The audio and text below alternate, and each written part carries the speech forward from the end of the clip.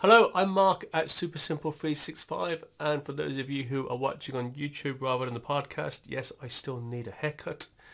Had a few comments on the last one, a bit less gel this time, but still desperate for a haircut. As you can see, we're getting so close to things opening up, so anytime now I'm going to look respectable on one of these videos. But for now, let's have a look at what's new in Microsoft 365 and Teams for the week 20th to the 27th of March. And we're going to have our usual revised timelines, go through some more detailed updates, then look at some bite-sized updates, just some one-liners, some ones to watch, and then we'll have a comment on a couple of reviews, and then we'll talk about how we're keeping up.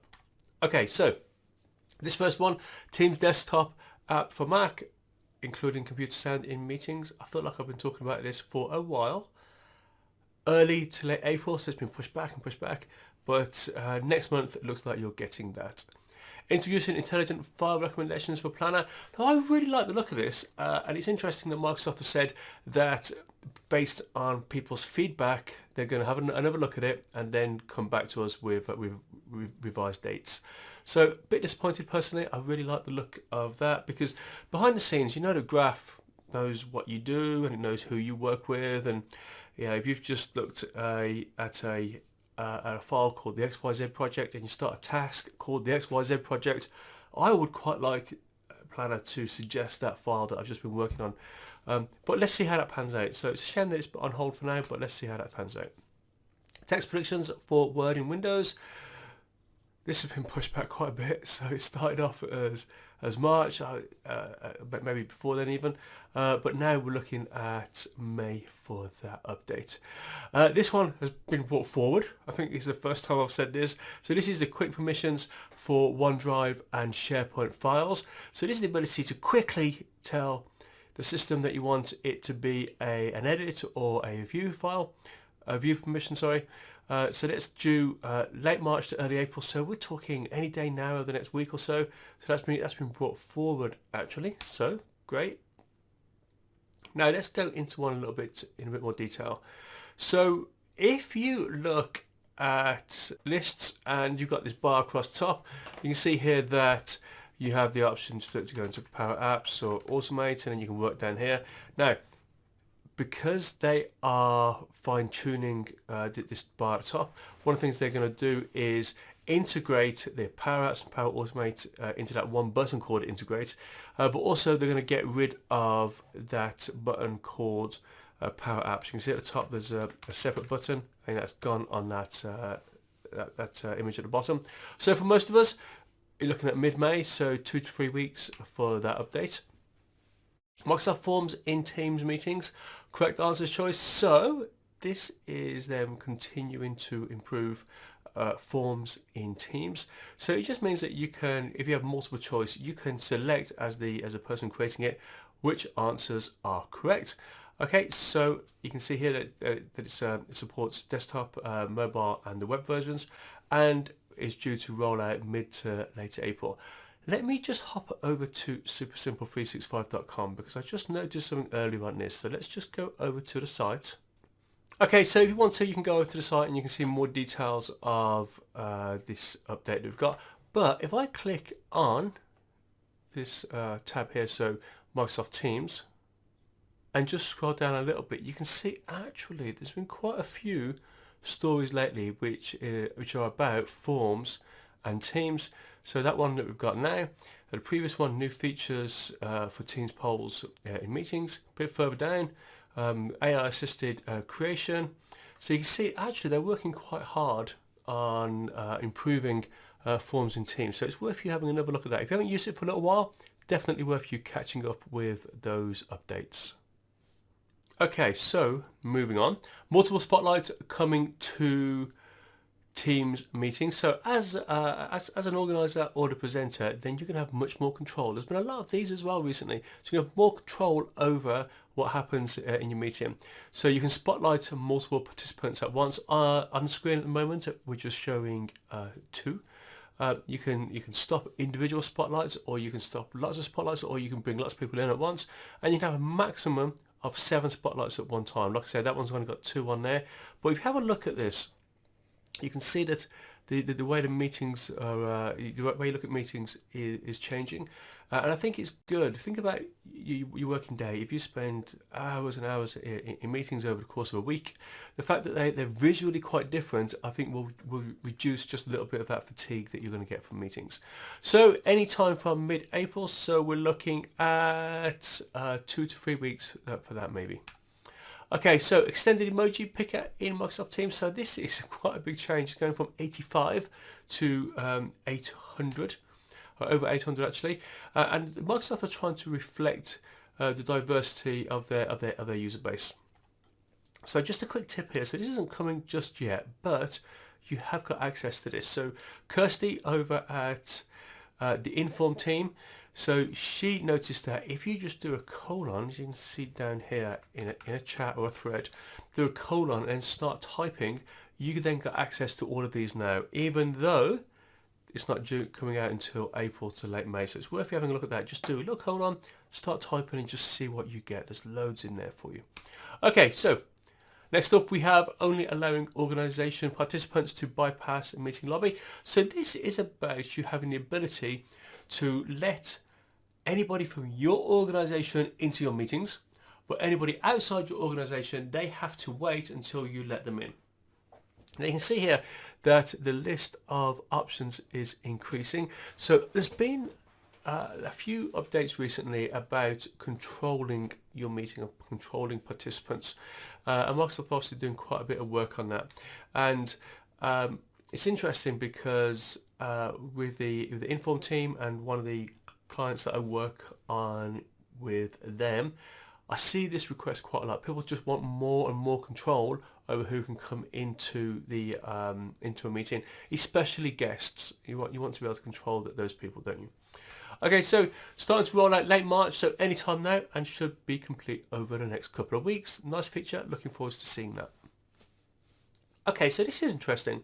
This is Whiteboard is now available in Android, and it's launched in public preview, which means that it's not quite the finished product yet. But if you imagine having this on your Android device, especially if you've got quite a large screen and you've got a stylus, I bet this would be a great way to, the kind of gaps in time that you have. You got a few minutes here and there. You can't, you don't want to get your computer out or your laptop out, and you just want to scroll down ideas. I think this is going to be awesome from a productivity point of view. Drafting out in the comfort, especially you're working from home, you can go and sit in the garden, go and sit in the lounge, just sort of sketch out your ideas and then pick up on your computer when it's time to format them. If you look at if you look at this in the Play Store for Android, you're going to see that the reviews, let's say they're a bit variable at the moment, but remember this is just in the beta. This is not ready yet. They're not saying this is the final product. So if you do download this and have a look, cut them just a little bit of slack, right? They're not pretending this is ready yet. But you can see, have a look at the reviews and you'll see what I mean. Okay, this is available now in the Google Play Store. You will need a work account for that, but definitely worth you having a look at that. Some bite-sized updates now. So not a lot going on this month, as we're getting to this stage pretty quick. So supervised chat for Teams private chats. Now, I shared this on Twitter, and Matt Pickles, it was a colleague from when I worked at Zurich Insurance. He asked a very reasonable question. What's the point? What type of organisation only wants people to chat if their supervisor is in the chat? And it's totally fair question. Actually, this is more aimed at educational type institutions. So I think about my daughter is 8 and she's back at school now, which is great on a number of levels, as you can imagine. Now I think back to a couple of chats that I saw in Teams, because her school were awesome. So just they just, the second lockdown in the UK came, and school was just good to go. They were brilliant. I would call them out, but as I've just said, I've got a daughter going to the school I'm not going to. But they were brilliant the way they just rolled it out. However, some of the chats that I saw that the kids were having, a couple of them had to be flagged to the teacher. because they're 8-year-olds, and they're just finding their way and working out what's right. And so I can see that in schools, then this will be super useful. Yes, so it's aimed at them. Next one is approval templates. So that in Teams you got approvals, and they work really nicely, but you got to start from scratch. So these templates are available. So the next couple of weeks, 2 to 3 weeks, they'll be available. Really pleased to see Microsoft working on approvals, and I've got another update for these in a sec. But an organisation that I know turned them off because they're just not robust enough for them. So it's great to see that they're starting to put some more work into these. Going on to call merging. So they're working hard on the calls. So this is merging like your voice over IP calls, your regular normal telephone like PSTN type calls, one-to-ones, groups, and you can just merge different calls together. And it's just, I personally don't use calling Teams. We use it for chatting to each other, so voice over IP, but no PSTN type stuff. But the ability to merge calls looks really nice. Expanding access to My Day to Office.com. So you go to, so rather than just being able to looking at it in I think it was Outlook. So I'm looking at the screen now. So apologies for that little chink in my presentation. I think it was Outlook that it was just locked into before, but it's going into Office.com. It just means that you can see your calendar. Look at the screen now. You can see that if you go to Office.com and you look at My Day, you can then, you got these 2 tabs to go between your calendar and to do, and you just get at a glance at how your day looks. So if you are a Microsoft Edge user, and I am, I gotta be honest, Edge is brilliant. I always loved Chrome, Google Chrome, but my go-to place now is Edge browser, especially because of like the collections that you can build up. It's a brilliant browser. Now, every 4 weeks it's going to be updated, so you can see here if you're not sure what version you're on, because it's going from, I want to say version 92, and I guess that'll be over the next 8 to 12 weeks that'll be coming out. Now, if you're not sure what version you're on, go to the ellipsis, top right hand corner, and click on Settings, then click on About Microsoft Edge, and you'll see up here the version that you've got. So that's going to be updated fairly often. So I probably should have shown this on the previous slide. This is about supporting third-party electronic signatures for Teams approvals. And like I said, I'm really glad to see them working on this, because for some organisations, it's just not robust enough to for some of the decisions that people are making, and for recording them. So for day-to-day stuff, you're like, boss, can I do X, Y, Z? Yeah, it's fine. But really lovely to see that they're putting more time into that. Okay, so Teams Desktop, it's now going to synchronize with the date and time in your operating system, so Windows or Mac, rather than your language settings on your machine. Okay, so for your time zone and that sort of stuff, it's going to look at the machine that it's running on. So it sounds like a small point, but it might be, but it's just going to synchronize with your machine rather than with your language settings. Ones to watch: Microsoft Teams Co-Organizer meeting role. Cannot wait for this. So we're looking out into June. So if you imagine that you're the organizer of a meeting, and for some reason you can't make it, then it's great to have a co-organizer or a co-organizer. An immediate use for this I can think of would be breakout rooms. Remember, only the organizer can manage those rooms. So having a co-organizer means you've got someone to help you with those rooms. Really looking forward to that. So I will of course expand on that. Microsoft Teams, shared Teams from Outlook. So when I looked at the roadmap when I was prepping for this session, this had appeared this week, even though I'm pretty sure that I've talked about it before. I know I've talked about it before, but it appeared on this week as a new entry on the roadmap. And it says that it's due in March, and it's the 28th now. So I'm not quite sure what's going on with that. I'm not sure whether that's just a glitch in their system. But look out for the ability to share to Teams from Outlook. So we're talking about just clicking a button, choosing a channel, choosing a chat, saying what you want to push in. So is it just the email, is it all the attachments? Really looking forward to that. I'm not sure what's going on with the date with it though, if I'm honest. Performance and usage updates to the Office app for desktop. So if you got the Office app that just rounds up the core Office things that you use. So they're working hard to improve the usability and the performance on that. Look out for that in June, and of course I'll talk about that nearer the time. Introducing suggested replies in Outlook for Windows. So it's going to give you 3 suggested replies, quick replies and responses for Outlook. So it already does it for other versions of the software, but it's coming to Windows. Now it just appeared this week with a date of March. So again, it's the 28th, so it should be due anytime now. I'm not sure when that's coming, but look out for that, I guess, anytime soon. Okay, super quickly, I talked about this last time, but if you want to see me do a session, even if you can't attend Comsverse, the Teams conference, if I do a session there, there'll be a video for it, and I'll make sure I share that with you. But I need you to vote. If you want to do a session on heading off the top 5 objections and creating a supercharged user community, please look at the notes and vote for me there. And again, we've got here the problem of keeping up with 365. I would talk about how you can turn that from a bit of a daily headache at work to an ability to have real engagement and content with your colleagues. So again, if you want me to share the video or you come to the session, I need you to vote for me. I'll pop the comments in the bottom. Now, I've got something to say about this. I do that sort of work. Both of these topics are based on work that we did. I've done with the Inform team. Now, from a point of view of you keeping up to date and you learning about this stuff, then I can help you as an individual. But from an organizational point of view, then the place to head is Inform, because I work best as part of a team. I take pride in my work, but I do work best as part of a team.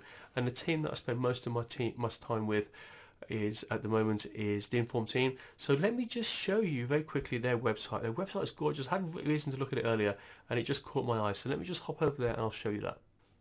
Okay, so here we are looking at their website. So just let that run just for a second. Here's just a taste of the kind of graphics that they can do for your projects. Now this is just a bit of fun, but you imagine this part something a bit more serious for work. And if we just have a quick look at the top, then we've got their services, things that they specialize in. Let's have a quick look at Microsoft Teams, and you can see there's lots of stuff that they offer there. Anyway, I just want to give them a shout out because I'm hoping to do 2 sessions, but the things that I learned for those 2 sessions was with my time with Inform.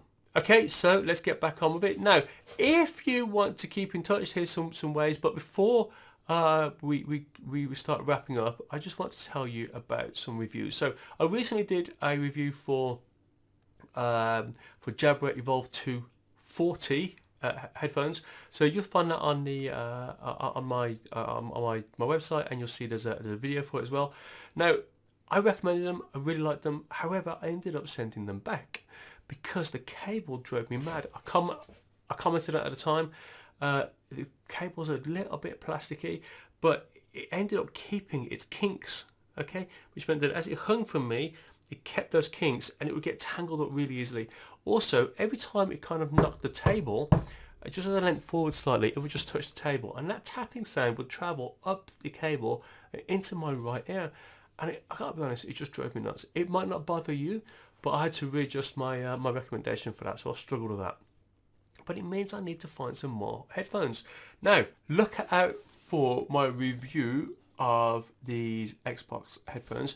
Now, I'm going to be reviewing them from the point of view of using them for unified communications. So, are these suitable for using at work? So look out for my review of that. I also, just in case they're not, I also have a pair of Jabra Evolve 20, I think. Yes, Jabra Evolve 20s. I bought both of these with my money, and we'll see which one's the best. I like the look of these because they're lightweight. They've got a little separate dongle to press, and also they've got a sponge rather than leather ear coverings. So looking forward to trying those. So look out for that. So folks, all the usual ways you can keep in touch. That brings us pretty much to the end. So interesting week with some of those updates. Okay guys, we're done. Catch you next week.